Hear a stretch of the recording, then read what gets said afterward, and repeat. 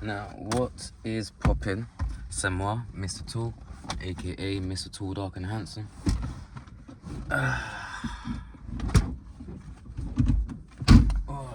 Midday, getting comfortable, trying to make sure I don't mess up anything I've got back here. So,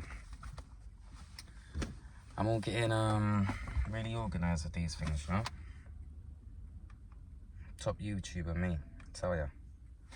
Okay, so going to be talking about the hack that stopped my revenge trading, which is funny because Thursday, I did do a bit of that. With hindsight, at the time I didn't realize that I was over trading. It's just reflecting, like today's Sunday, so you know, use the time to reflect or prepare for the charts. And I'm in my downtime right now, or I'm having some downtime right now, and yeah, just reflecting on my performance. Like I said to my uncle yesterday, I think it was, I haven't basked in trading profits in so long. And he was like, what, all this time? As if like, Neil, what's going on? Like, I thought you were a trader. But no, it's just I've been in drawdown for a while. So where I've been in drawdown, I'll get back into profit and then I'm paying something off. So I'm not really seeing any of my profits from the charts. I'm just surviving, not living. Like living in London. Do you know what I mean? Obviously, I give thanks that I'm able to pay my bills and stuff like that. But there is a normal pressure to want to be able to go out for a drink, do something with the family, or like have new experiences or whatever, materialistic, just normal things. Not me as a person, as an individual. I'm just saying in general, like these are things. And then can't remember what I was flipping it to, but the remedy to that is literally trading more versus having a better market or a better trending market or a higher winning streak or whatever. My highest winning streak as of late has only been 2. So, for example, and I say that technically 3, but I say that because Monday hit, Tuesday hit, Wednesday hit. The problem is they weren't big moves. I think Monday 50, Tuesday 40, Wednesday 39. Do you know what I mean? It's not much. It's more like 2 trades. So yeah. So I've got a decision to make in it, 1 or 2.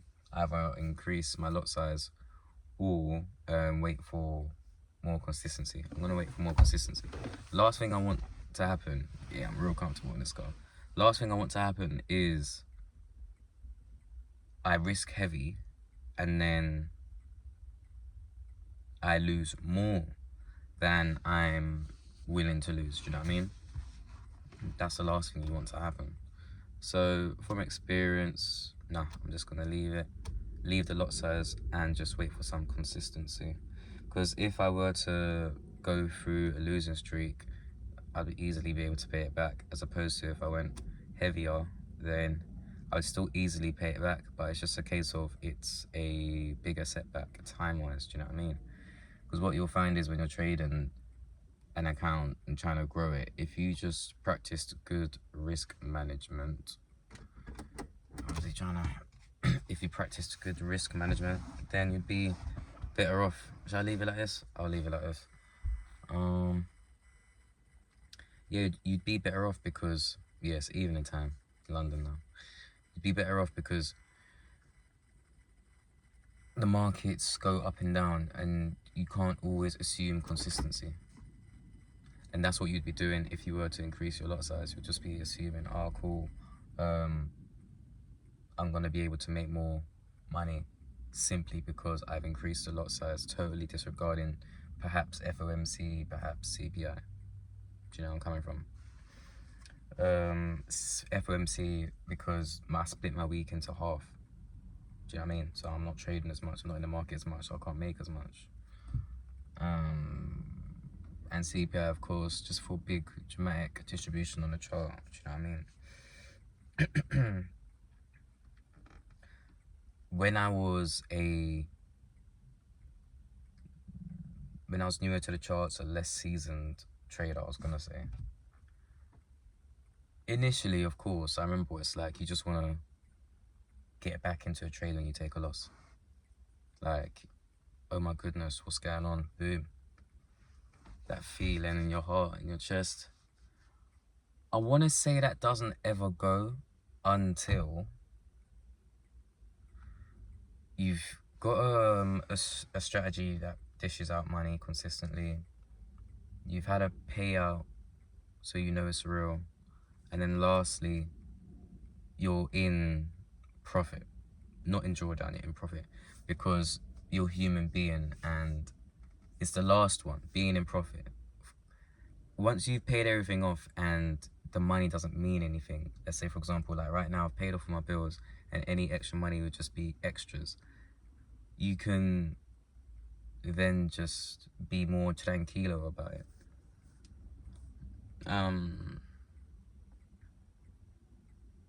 Like right now, like when I'm speaking about trading and making videos and stuff like that, I think a lot more about certain topics, especially like the last one I did was my biggest trading loss before I did the Andrew Carnegie one. Big up everybody who watched that, yeah? Like, comment and subscribe. I'm so pleased with my small views, yeah? That is brilliant. I actually feel like I'm making a contribution. It's much better than walking around London. I know a lot of people might remember me, or will remember me, walking around with a duffel bag, that's my laptop and all my trading bits, and just talking to people on the roadside and what have you. I'm just not Mr. Marketer. If I had like the microphone and the video camera doing a vlog and that, I would have done bits of that. But yeah, YouTube, you know what I mean? Like right now I'm in my second office, having a quick chat with you guys. My house is loud this evening, it's all cinematic and theatre in there. Yeah, man. So yeah, thank you so much. The last subscriber that I saw, Fighter, big up yourself. I actually did look at your couple videos you got on your page. I see the fighting there. I'm gonna be talking a lot more about fighting and the mindset, the resilience, the discipline, the mental toughness, the perseverance. All these words, hey, whichever one you wanna be hung up on, I don't care. From my football management days, the boys will know I just want you to get the job done. With regards to, like, for example, self-talk, when I studied, I did my degree in sports psychology. So when I'm speaking, I'm going to be speaking a lot about sports, obviously, because I wrote a lot of programs for athletes and individuals of the general public. And of course, well, I got my gym instructor in when I was 17 years old. So after that, I spent 4 years in fitness before transitioning to finance, trading. So with regards to what I'm talking about, it's all going to be about fortifying the mind body for perfect execution. That is literally how I rise, trade and train every day. That's where the mantra comes from. If you don't rise, trade, train, then you'll only last for so long before needing a top up. It's like having a bit of petrol left. Once the petrol goes, you need to top it up, sort of thing. So what you'd rather do is top it up before you run out. And the thing is, when you're trading, you don't want to be weak-minded. If you haven't done your 10 push-ups, yeah, 10 push-ups, then you won't know if you have a strong mindset at that moment or not. You don't have a boss, you don't have a supervisor, so you don't know if you're in check or not. You haven't gone through any tests yet to say, okay, cool, yes, I'm ready. So while I'm speaking the mantra, understand there's a reasoning behind it. It's not like a phrase to sell a t-shirt or something. No, this is literally how I live every day, you know? Like, rise, trade, train, like, that is it. I might even rise, do a warm-up, then trade, then train. Do you know what I mean? Because developing the habit, it's a lifestyle in it. So there have always been changes and progressions. In the beginning, I'd wake up and I'd probably be doing some bicep curls while I'm watching the chart because I'm waiting for entry. Times when I didn't have a playbook that allowed me to enter a lot or as often as I would have liked.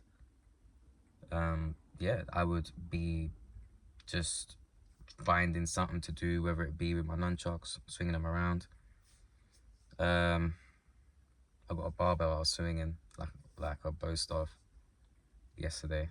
Wife was getting excited. I'm getting a bit scared. Yeah, all the fighting, all the martial arts. Do you know what I mean? I might even have a chat with you about my sensei and my relationship with my sensei too, because it's humbling. That's actually a very interesting topic to touch on, because a lot of people in the Western world don't show respect to their elders. But senseis, maybe teachers, and some people with authority are the only people in the Western world that we would adopt a higher level of respect for. But obviously in Ghana, I'm Ghanaian, if someone's your senior, you show them that respect. Sifini. So yeah, I will be speaking about that a lot, because when you trade and you make money, your ego could go through the roof, yeah, the cockiness, and then that works like a poison, because it creeps into your subconscious and it messes up with your risk management. You smell me? So yeah, have the discipline to execute and what have you, but when you humble yourself, like for example, my physical asset, my business, yeah, you see all the stuff in the back, it's humbling because I'm working for change that I know that I risk more on a trade. You know what I mean? After my service, I've delivered the quality of service and the courtesy, I get my small shekels. I'm like, thank you, winning smile. And it's not much to me, but at the same time, it's humbling. That is very important. I've had friends, my daughter's godfathers. One of them talk to me in a type of way where, like he's a big dog or he's a big un. Like career-wise, he's a corporate person. And it didn't make sense to me, because for me personally, I didn't really understand what he was sacrificing it all for. Like having money and no life, that's not the way I function. But of course, so you can see why he's corporate, but I am 1 foot in, 1 foot out. I'm a trader, yeah, but I can choose where I work. Do you know what I mean? Whereas he's got to choose, he can't choose where he works. I can work when I want, he can't work when he wanted. So to be honest, now I see the shade, but at the time, in the moment, like you can't really see things from your close one, like your dog. You wouldn't, no way. That's where I was at. But yeah.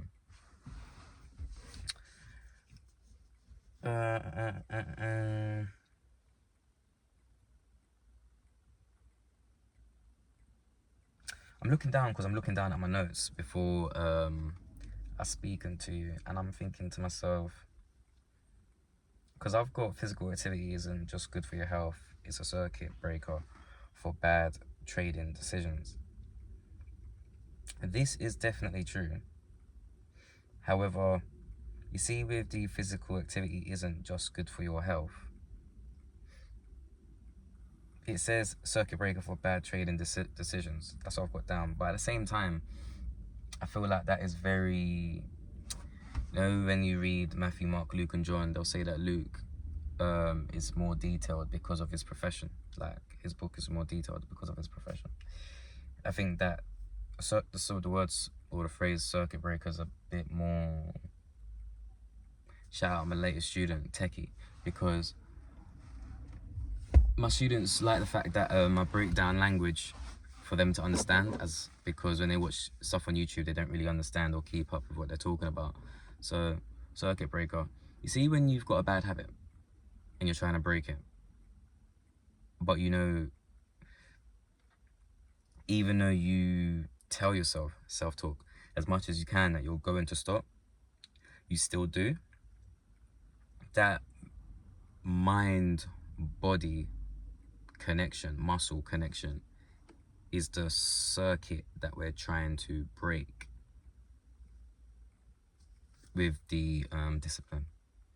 Because then we'll get into, like, when I speak to my young students, like, oh, I want to join a Gold Peacock Proprietary Traders Group. I'm like, yeah, cool, yeah, I'm gonna get you strong, yeah, disciplined, yeah. Then they get turned off, and at that moment, that's when I left them. Do you know what I mean? Because I know they're not serious and they're not like me. Do you know what I mean?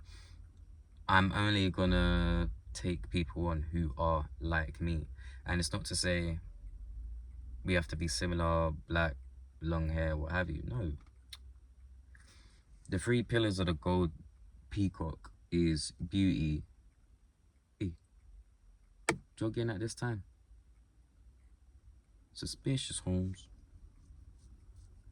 Beauty, rarity, and permanence. Beauty, rarity, and permanence can cover people from many disciplines. So, no.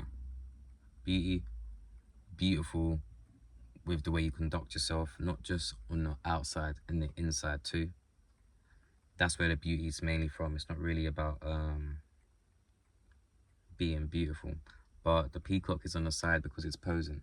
So it's an element, yes, but it's not all of it. Yin and Yang's both, yeah? So they're both, it's duality. Yeah, in complete harmony. That's why it's actually a circle as well. There is a lot of symbolism with that one. Definitely. That's, you know what, I'm all doing a lot right now. I'm doing a lot for time as well. But contact me on all socials if you do want to fortify your brain and sculpt your body.